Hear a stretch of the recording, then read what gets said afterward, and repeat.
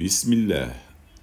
السلام عليكم تلميذات والتلاميذ والمشاهدون الكرام. Soyez les bienvenus dans notre chaîne électronique Ostad Plus. On va voir dans cette vidéo la partie numéro 6 qui est la dernière de notre première leçon.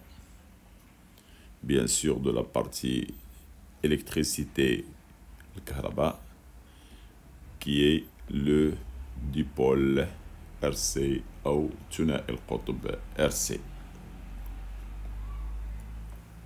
Comme d'habitude, on va commencer par un petit rappel, ay telkir.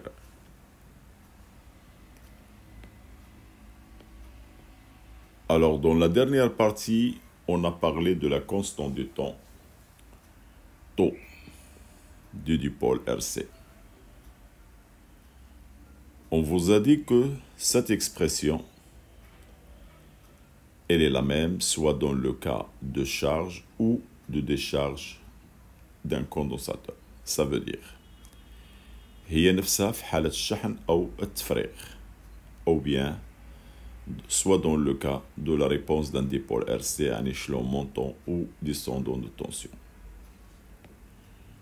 N'oublions pas les unités. Taux, on a montré qu'il a la dimension du temps, donc il s'exprime toujours en secondes. La résistance, toujours en ohms, et c'est en farad. On vous a montré des méthodes avec lesquelles on peut déterminer taux à partir des courbes, voir la partie précédente, numéro 5. Terminez le rappel. On passe maintenant à la 7e et la dernière partie de notre leçon dipôle RC. L'association du condensateur. Et تركيب المكتفات. On commence par l'association en série, يعني التركيب على التوالي. On va choisir un exemple de deux condensateurs associés en série, C1 et C2. Alors voilà le pôle A et le pôle B. On cherche maintenant l'équivalence de ces deux condensateurs, c'est-à-dire un condensateur de capacité CE qui va jouer le même rôle de l'ensemble et qui garde toujours les mêmes pôles A et B. Alors, le condensateur équivalent, il va avoir une tension UAB comme celle de l'ensemble, voilà, UAB.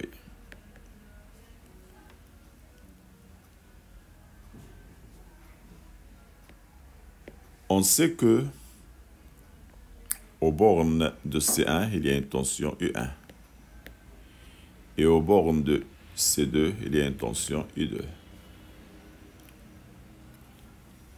Et n'oublions pas que dans l'association en série, le courant qui traverse l'ensemble, c'est le même qui traverse E1 et qui traverse C1 et qui traverse C2.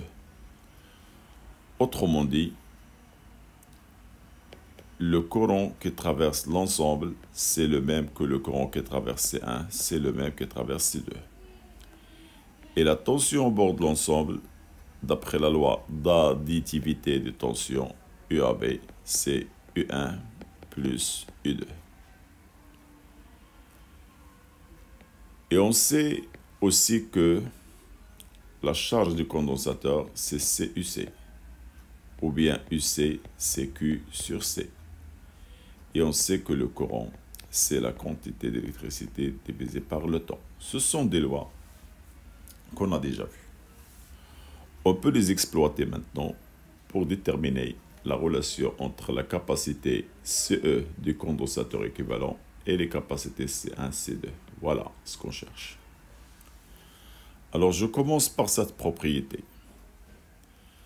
Dans l'association en série, la tension au bord de l'ensemble, c'est la somme des tensions de chacun des composants. Alors, qu'est-ce qu'on a dit ici? La tension, c'est Q sur C. Donc, UAB, c'est la tension au bord de l'ensemble. L'ensemble, il a une capacité CE et une charge que je peux appeler QE. Donc, je peux écrire maintenant, selon cette relation, U c'est Q sur C. Autrement dit, QE sur CE égale U1. De même, à partir de cette relation, c'est Q1 sur C1 plus Q2 sur C2. Ah, n'oublions pas maintenant que cette relation I égale I1 égale I2. Alors, c'est quoi I? C'est Q sur T égale à Q1 sur T égale à Q2 sur T. Sur T. Je peux simplifier le temps. Alors, on remarque que Q de l'ensemble qui est QE est égal à Q1 égal à Q2. Je peux factoriser maintenant.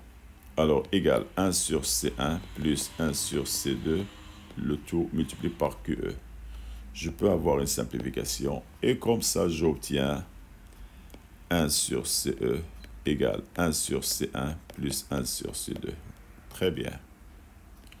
Je peux maintenant généraliser. Pour l'association en série, 1 sur CE, la capacité équivalente égale la somme de 1 sur CI de chacun des condensateurs. Voilà. Je prends un exemple de deux condensateurs, C1 et C2, de 10 microfarad et l'autre de 30 microfarad. Je peux chercher maintenant la capacité équivalente. 1 sur CE égale 1 sur C1 plus 1 sur C2. Je peux remplacer 1 sur 10 plus 1 sur 30. Je vais les mettre au même dénominateur. Alors, dénominateur c'est 30.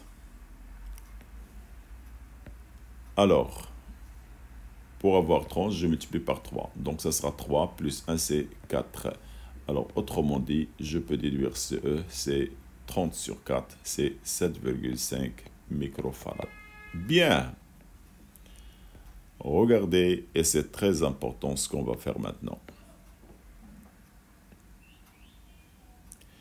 J'ai utilisé deux condensateurs de 10 microfarad et 30 microfarad. J'obtiens une capacité de valeur très petite, plus petite que la valeur la plus petite. Alors, ça va être une conclusion maintenant pour cette association.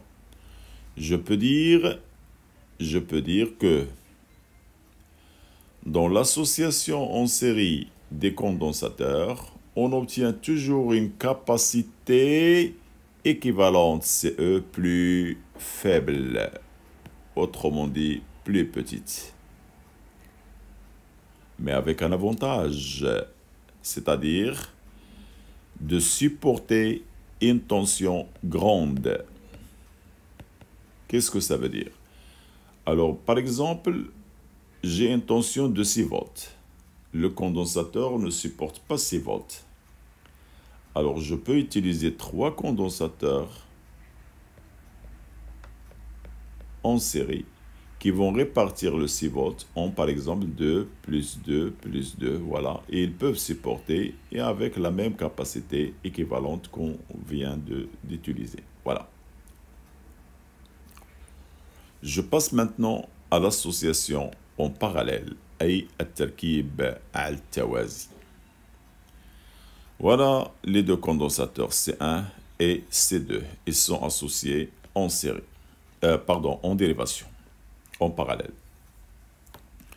Voilà le pôle A et le pôle B.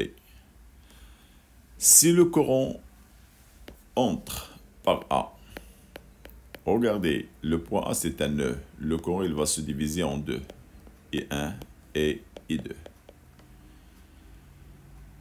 Alors, la loi du nœud, I, il est égal à I1 plus I2. Très bien. Mais n'oublions pas que la tension entre les bornes de U à B.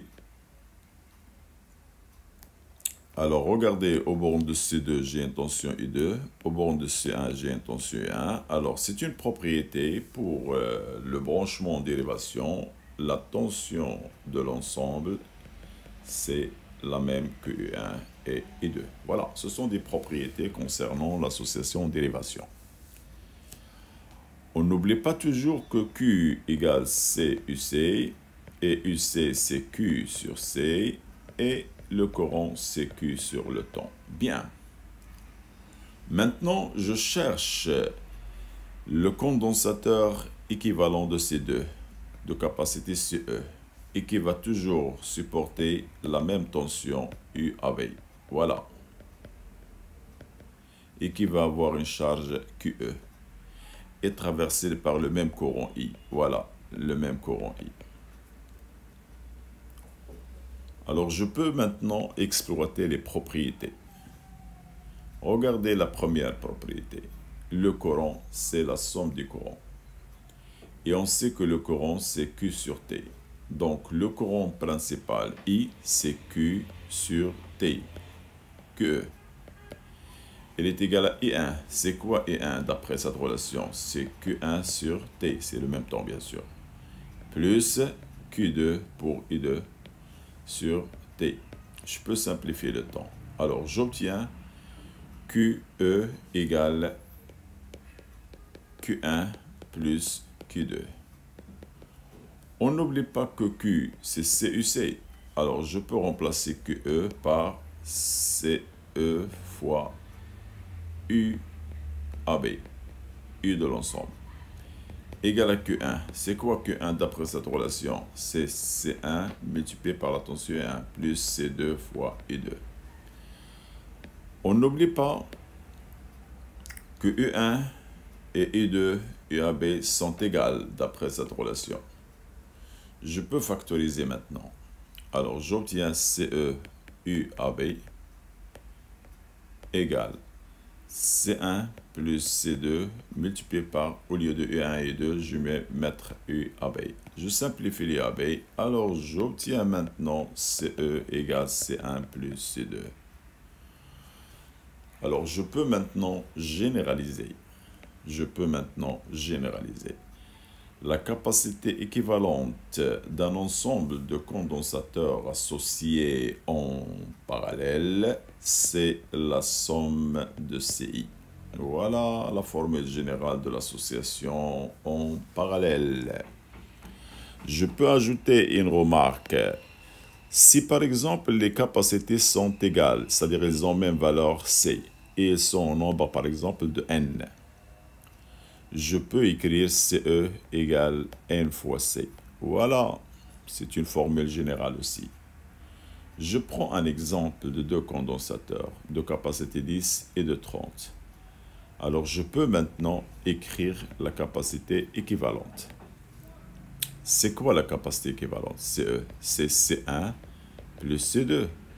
Donc, égal 10 plus 30, c'est 40 microfarads. Remarquez une chose. Alors, dans l'association en dérivation, j'obtiens une capacité égale 40, c'est-à-dire plus grande que la plus grande. Alors, j'ai 10 et 30. J'obtiens une capacité plus grande que la capacité la plus grande dans le branchement.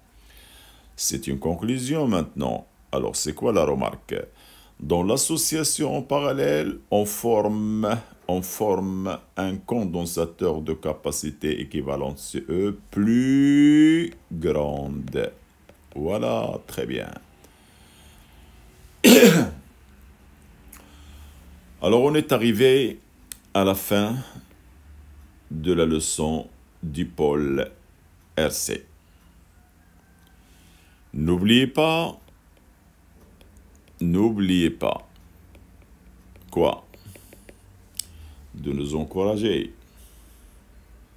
veut dire de s'abonner, partager, like et des commentaires. Vous étiez toujours avec le professeur de physique Azdil Minawi. Merci. Au revoir. إلى اللقاء يا أصدقاء.